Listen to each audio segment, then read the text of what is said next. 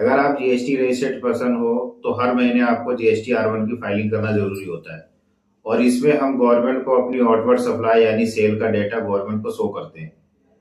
तो आइए step by step सीखते हैं कि जीएसटी R1 की फाइलिंग कैसे होती है। कुछ इस तरह का आपको इंटरफेस दिखेगा। तो फिर हम फाइल रिटर्न पे क्लिक करेंगे और इसके बाद हम अपना मंथ सेलेक्ट करेंगे कि कौन से महीने की हमें फाइलिंग करनी है। तो हमें फरवरी की फाइलिंग करनी है, हम फरवरी सेलेक्ट कर लेंगे और उसके बाद हम जीएसटी R1 पे क्लिक करेंगे क्योंकि हमें R1 की फाइलिंग करनी है। तो ये इस तरीके से खुलेगा और इसमें टोटल 10 टैब होते हैं जीएसटी R1 में जो हमें डेटा इंटर करना होता है। और हर बिजनेस में सारा टेबल यूज में नहीं होता, ये अपने अलग अलग बिजनेस पे डिपेंड करता है। तो मैं इसको शॉर्ट में समझा देता हूं कि ये टेबल किस किस काम में आता है। तो सबसे पहला है B2B इनवॉइस। तो हम इसमें रजिस्टर्ड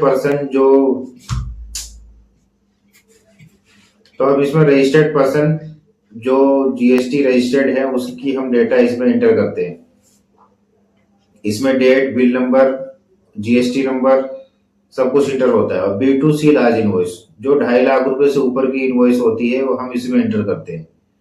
इसके बाद होता है ये एक्सपोर्ट इनवॉइस जो हम अपने देश के बाहर एक्सपोर्ट करते हैं, उसका डेटा हम इसमें फिल करते हैं। और ये B2C जो अनरजिस्टर्ड पर्सन है, सेम स्टेट में हमने जो सेल करी हुई है उसका डेटा हम इसमें एंटर करेंगे। नेक्स्ट है रिलेटेड सप्लाई। कुछ गुड्स ऐसे होते हैं जिसपे जीएसटी का टैक्स नहीं लगता तो उसकी हम डेटा इसमें एंटर करेंगे। फिर ये क्रेडिट नोट जो रजिस्टर्ड पर्सन है, तो रजिस्टर्ड पर्सन की क्रेडिट नोट हम इसमें एंटर करेंगे और अनरजिस्टर्ड का क्रेडिट डेबिट नोट है तो हम इसमें एंटर करेंगे। कोई हमारे पास एडवांस पैसा आया हुआ है किसी का, उस पर टैक्स की लायबिलिटी बनती है तो हम इस टेबल में शो करेंगे। और हमें पिछले महीने का अगर कुछ एडवांस आया हुआ है जिसपे हमने टैक्स जमा करा रखा है एडवांस में, उसकी हम एडजस्टमेंट इसमें शो करेंगे। और इसमें आएगा HSN समरी। तो हर प्रोडक्ट का एक HSN कोड होता है तो उसकी डिटेल हम इसमें फिल करते हैं। और ये डॉक्यूमेंट्स इशू, हमने कितने डॉक्यूमेंट्स इशू करे हुए, मीन्स की हमने कहां से कहां तक बिल की एंट्री करी हुई है। और ये है सप्लाई मेड थ्रू ECO, मतलब जो ओला उबर वाले जो होते हैं उनकी हम जीएसटी इसमें फिल करते हैं। और इसके बाद है ये सप्लाई अंडर 95, ये भी Amazon, फ्लिपकार्ट, ई कॉमर्स वाले प्लेटफॉर्म के लिए होता है। तो सबसे पहले हम इनवॉइस एंटर कर देंगे B2B वालों की। तो यहाँ पे मैंने पहले ही सारा इनवॉइस इंटर कर रखा है ताकि वीडियो ज्यादा लंबी ना हो।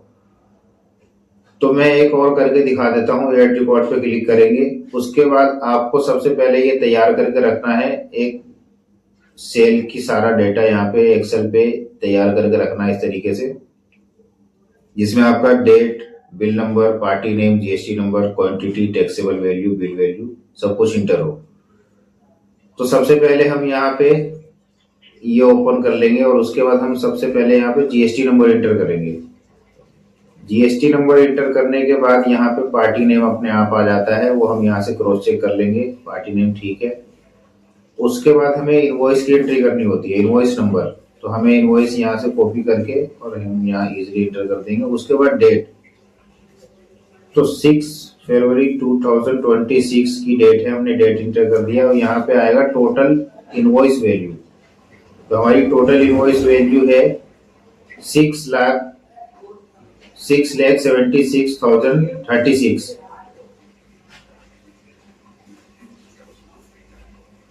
67,636 हमने ये एंटर कर दिया, 67636। ये हमारी टोटल इनवॉइस वैल्यू है।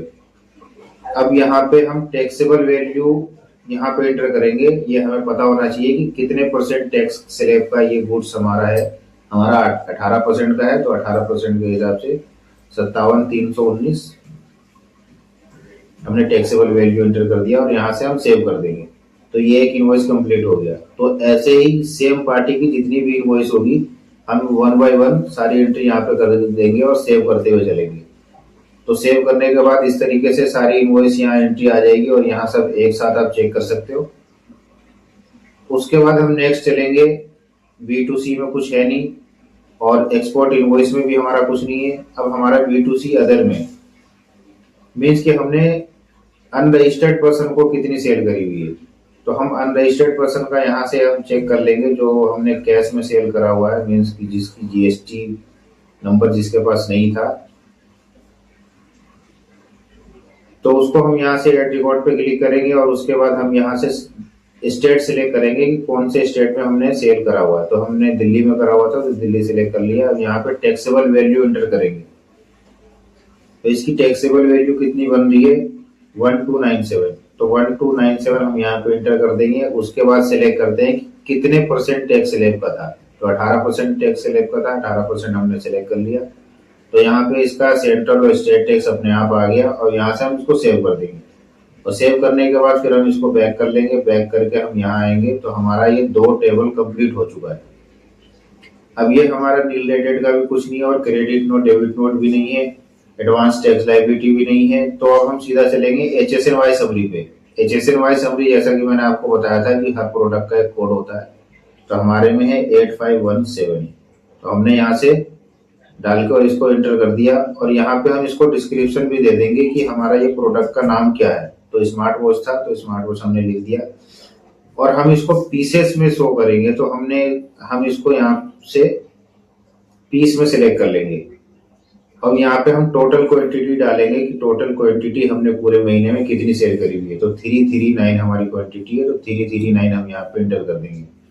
अब टोटल टैक्सेबल वैल्यू हम एंटर करेंगे कि हमने जो सेल करा हुआ उसकी टोटल टैक्सेबल वैल्यू कितनी है।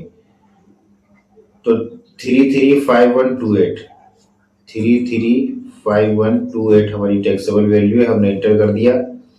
अब यहाँ से रेट सिलेक्ट करना होता है कितने % रेट का है। उसके बाद हम IGST, CGST और SGST सारी चीजें यहाँ पे एंटर करेंगे, क्योंकि हमारी जो एक पार्टी थी वो अदर स्टेट की थी। तो उसका CGST मतलब IGST अमाउंट 1528.47 अमाउंट था, हमने IGST को एंटर कर दिया। अब CGST और SGST, तो हमारा CGST है 29,397 हमने यहाँ एंटर कर दिया और SGST में भी सेम अमाउंट आएगा 29,397। तो ये करने के बाद ऐड पे क्लिक करेंगे, ये सेव हो जाएगा और उसके बाद यहाँ से सेव कर देंगे। सेव करने के बाद बैक चल लेंगे, क्योंकि हमने पहले से सेव करा हुआ है, वीडियो ज्यादा लंबी ना हो इसलिए मैंने सारा डेटा पहले फिल करा हुआ है। तो हम यहाँ से बैक चल लेंगे। तो हमारा HSNY समरी भी कंप्लीट हो गया। उसके बाद आएंगे हम डॉक्यूमेंट्स इशू में कि हमने कितनी डॉक्यूमेंट्स इशू करी हुई है। तो हम यहाँ से चेक कर लेंगे कि हमने कितनी डॉक्यूमेंट्स इशू करा हुआ है। तो हमने बिल नंबर 177 से 191 तक एंटर करा हुआ है। तो हमने यहाँ बिल नंबर डाल दिया 177 to 191 और टोटल इनवॉइस कितनी है, टोटल इनवॉइस है हमारी 15। तो हमने यहाँ पे 15 डाल दिया और कोई भी इनवॉइस कैंसिल नहीं है तो यहाँ 0 डाल दिया। टोटल इनवॉइस हमारी आ गई 15। इसके बाद नीचे आके सेव कर देंगे। सेव करने के बाद बैक आ जाएंगे। तो हमारी ये सारी टेबल कंप्लीट हो चुकी है। इसके बाद जनरेट समरी पे कर देंगे और जनरेट समरी पे करने के बाद प्रोसीड टू फाइल, हमारी समरी जनरेट होके इस तरीके से आ जाएगी। अब यहाँ पे आप अपना taxable value, tax, CGST, SGST, IGST सारा कुछ आप क्रॉस चेक कर सकते हो कि जो मैंने यहाँ पे कैलकुलेट करा हुआ है वो सेम यहाँ पे है या नहीं है या कुछ मिसमैच आ रहा है। तो ये सारा कुछ मैनुअली चेक करने के बाद हम आ जाएंगे फाइल रिटर्न पे। फाइल रिटर्न पे आने के बाद हम यहाँ से ये सिलेक्ट करेंगे पार्टी नेम, और पार्टी नेम सिलेक्ट करने के बाद आपके पास अगर DSC बना रखी है तो DSC से आप फाइल कर सकते हो। अदरवाइज फाइल EVC पे क्लिक करके आप आधार OTP लेके, फोन नंबर या ईमेल ID से आप OTP लेके और इसको फाइल कर सकते हो। आपको ऐसे ही GST और इनकम टैक्स की नॉलेज चाहिए और GST इनकम टैक्स सीखना चाहते हो तो चैनल को जरूर सब्सक्राइब करना और वीडियो को ज्यादा से ज्यादा शेयर करना और लाइक करना, कमेंट करके बताना कि वीडियो कैसी लगी। और कुछ भी डाउट हो तो आप कमेंट करिए, मैं उसका जवाब दूंगा और उस पर प्रॉपर वीडियो बनाऊंगा। Thank you.